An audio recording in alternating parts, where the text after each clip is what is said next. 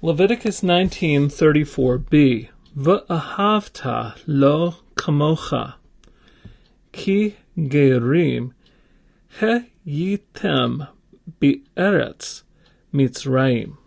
Ani Hashem Elahechem. In this context, there is first a prohibition against mistreating the other, but then the residing foreigner is to be treated like the native born. And, or so, you shall love them, that is, the residing foreigner, as yourself.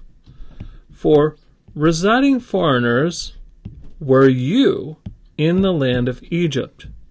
I am the Lord, your God. V'ahavta. And we looked at this last time, so we'll just review. This is a kal, vav, consecutive perfect, 2ms. And the force here of the vav is probably consequential. So you shall love.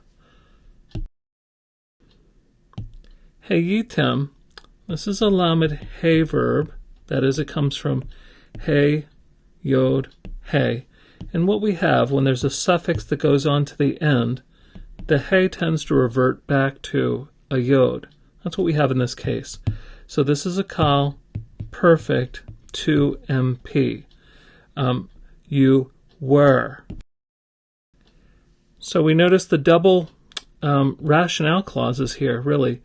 The key clause, because you were strangers. And so the stranger has to be treated like the native born because you were strangers.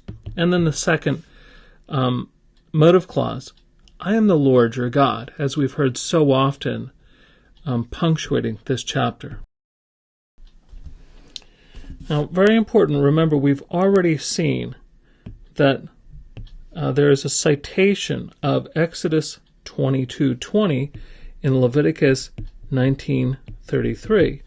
If you need to review that, that's noted in a previous video. But notice then, this second clause, this key clause, is repeated verbatim. Now, this is a common enough key clause, but only in these two places in the Bible is it used with this prohibition against oppressing the foreigner. So that makes exegetical illusion extremely likely. And secondly, very important, going back to Leviticus 19:18b, you shall love your neighbor as yourself. One of the things that's especially significant when we compare these two instructions, it seems that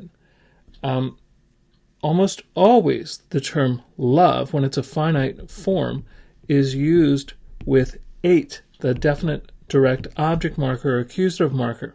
Only in 3 places in the Bible is it used with la, and 2 of them are here. So this makes very likely that you shall love them as yourselves, just as you shall love your neighbor as yourself.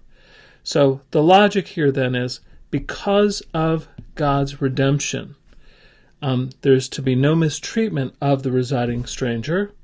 In fact, the residing stranger must be loved as a native born.